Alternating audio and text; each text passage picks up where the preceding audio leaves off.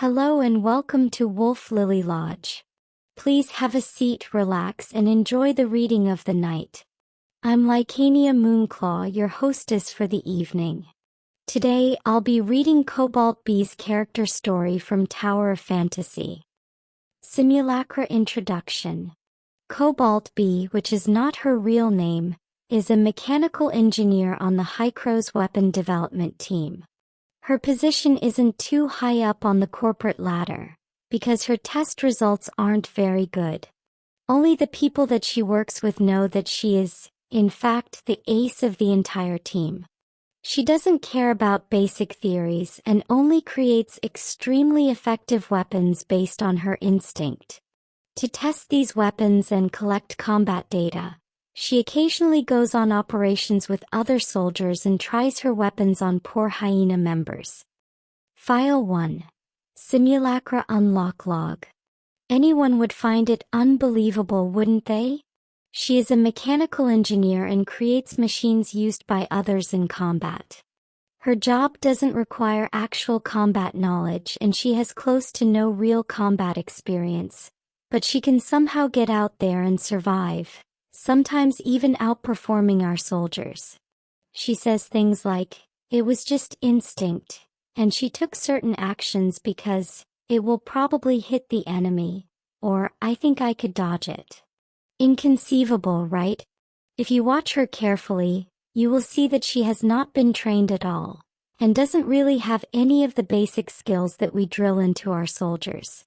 But she is able to make correct and effective decisions on the complicated and ever-changing battlefield with her instantaneous decision-making ability.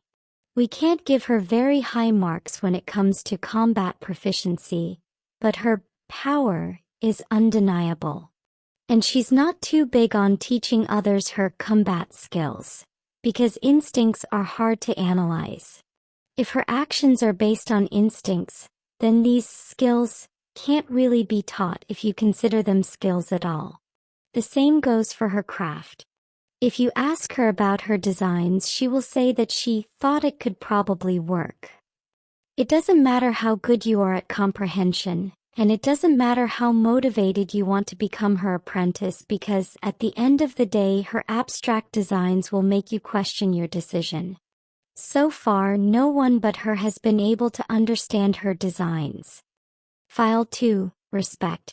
Singling her out. Oh, not at all. Wait. Actually, when I think about it, it should be the other way around. It's pretty clear that she alienated all of us. I know this sounds strange at first, because how does a single person alienate a group? It's like me saying, "I've surrounded all of you." It doesn't compute.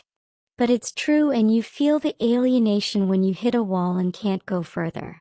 She is on one side of a wall called genius and talent, and we're on the other side, also known as the wrong side.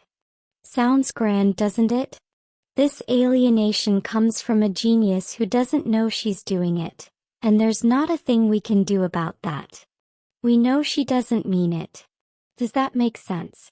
The reason why she can't be at the headquarters, why she can't work with other engineers, and why the boss gave her a workshop of her own. No one is alienating her. She is alienating all of us. Signed, a Banjas mechanical engineer. File 3. Good partnership. Cobalt-B's real name is Lunis. Her parents were gambling addicts that owed Banjas a lot of money, so they were working at Crown Mines to pay their debt even before she was born. Because of their relationships with those around them, Lunis knew what the dark side of Crown Mines looked like. But she was unlike her parents and unlike the miners' children. If we go back far enough, it started with a piece of scrap that was given to her as a toy. She started showing interest in machines without being taught anything. It was her talent and her feel that helped her get her foot in the door and her eventual mastery of the subject. When she got older, she was determined to pay the family debt with her ability and get them out of the mines. She reached her goal quickly, but there was no record of how she managed to earn a sum to buy out her parents' debt. The only thing we know is that she doesn't seem to care too much about wealth, just like how she doesn't really care about her ordinary salary, which is way too low for someone of her caliber. Some say that even now her parents are still eyeing her ability to make money for them to keep gambling. To keep doing what she wants to do, she had to cut them off. She doesn't need distractions now. It's also why she calls herself Cobalt-B, so that they can't track her down. Her real name isn't technically confidential information, but out of respect and etiquette, we ask that you use her code name whenever possible. File 4. Friends and Weapons. Support Drone Manual. This one's default name is Flappy. Change it if you want, but don't call it by its model number because that sounds cold and impersonal. My works are never divided by model numbers, so make sure to use their default names when submitting a repair order. Also, it's boring to design a vanilla drone.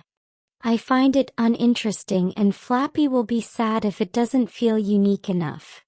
I guess what I'm trying to say is that there are a lot of features. A dance module, a music module, a gardening module, and I can't remember after my nap. Anyway, play with it and see for yourself. Try pushing some buttons to see what happens. Nothing will blow up, I promise. I don't like destroying my own work, so there is no self-destruction module, I think. Anyway, please take care of him. Wait, that doesn't sound right. I meant to say, please feel free to be taken care of by him. Signed, Cobalt-B Engineer. These are all the character files for Cobalt-B I have for you today. Please have a nice day, and remember, you're always welcome at Wolf Lily Lodge.